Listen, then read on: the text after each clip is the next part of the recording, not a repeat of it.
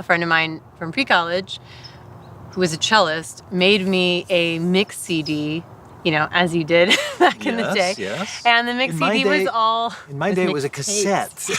Even better. Yes. And this... Yes.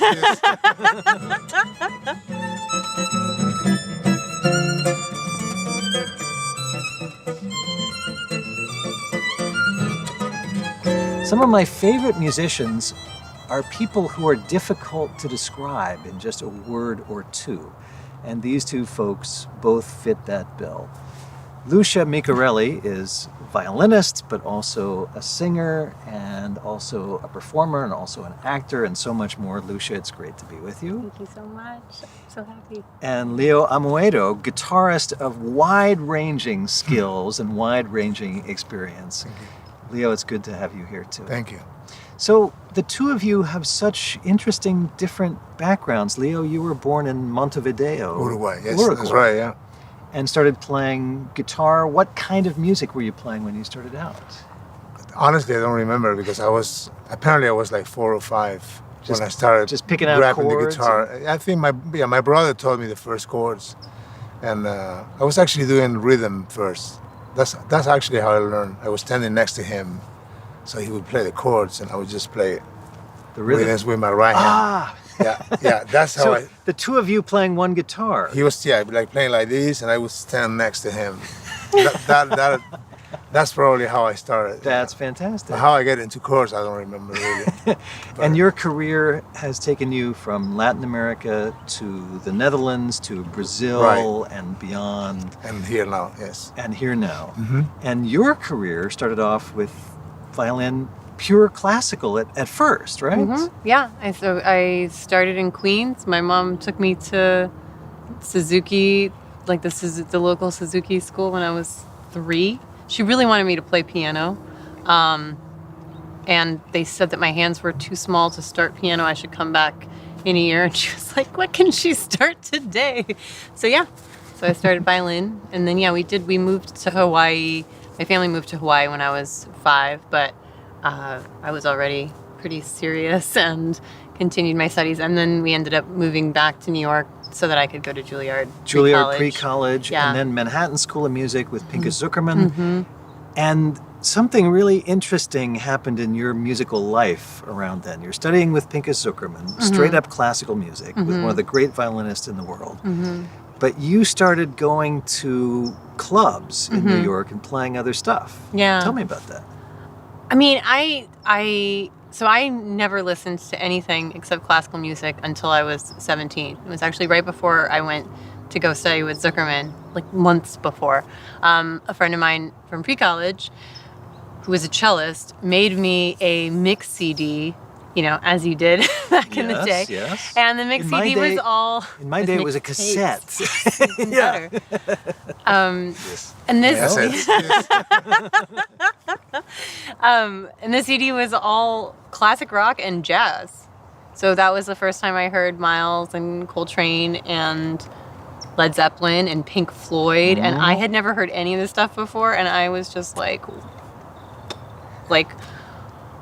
so that was really the introduction, was just listening to that over and over again. And then started listening to those bands and those artists and just was kind of like mystified. And at that point, I felt like I've been playing violin for so long, and I've had this like very serious musical training, and I felt like I should be able to understand, whatever music, like I understand music, but I just felt it was, I don't know, it was like another world. And so it started with that. And then when I went, just as an idea, and then when I was studying with Zukerman at Manhattan School, then I'm, living in the city and on my own and have the freedom to, I just was kind of interested in hearing whatever I could hear. And I saw somebody, I met a cellist named Dave Agar, who I saw him, I was at a reading party with him, and we read a Shostakovich quartet, and then everybody took a break and he went off in the corner and just started improvising. And I'd never seen anybody do that before. So I just went up to him and was like, what are you doing? And can you teach me how to do that? And so just through that started being interested in improvising, listening to other kinds of music, and then through him and just being in the city, eventually started sort of sitting in with bands and other genres of music just to learn. And so that was how it all started. I was just very curious, and then Curiosity, that's the key, that curiosity. There are a lot of classical musicians who are interested in other kinds of music as listeners, but say things like, oh, I would never dare to improvise a solo over a B-flat 12-bar blues or something. There's a mental leap that has to happen to get off the page for a classical musician. yeah. Unlike with this guy, where that's just how he understands music. I mean, we have conversations about improvising all the time. All the time. Yes, we do. Where he's like, come on, Lucia, just improvise. And I'm like, it's so scary. Yeah. All right, I'm fascinated by both of your backgrounds, and we could spend a lot of time on that, because that multi-genre approach I love and admire in musicians. But I'm curious how the two of you started playing together as a duo. And we haven't even mentioned that you're singing now too. So this duo of guitar and violin, guitar and voice, how did this start to happen? I think it started actually, we got together a few times in my house, and then we started playing some of our favorite songs, some Brazilian stuff, and then we decided to film that and put it on YouTube, just for fun. And using one mic, so we did one video, and then we did another video. Like every week we got together, just to play. And then we slowly we started to find out that we actually, but first of all, we loved doing that, and also the reaction of the people were really positive. And just to some of the basics, it's guitar, acoustic guitar, and you're both singing and playing violin. And the music that you're playing is drawn from quite a variety of sources, such as Brazil, right? A lot of Brazilian Yeah, I mean, stuff. it's really just like our different. I mean, I think because like one of the composers. things about that was interesting for us and why we decided to start like getting together for fun to play for fun was, like I said, we really enjoyed playing together in the other contexts that we had played together, and we seemed to have a real, like we could come to something musically without talking about it, like a very similar sense of what we liked or didn't like, but at the same time, like completely opposite backgrounds, and didn't know necessarily much about the kinds, like I didn't know anything about Brazilian music. He didn't know that much about classical music or like whatever different. And so it was interesting to kind of feel like, oh, we really communicate well, but we also we're like a mystery to the other. And to kind of come together. I mean, even in the beginning with those songs, a lot of it was us coming together and being like, okay, like here's a bunch of songs that I like.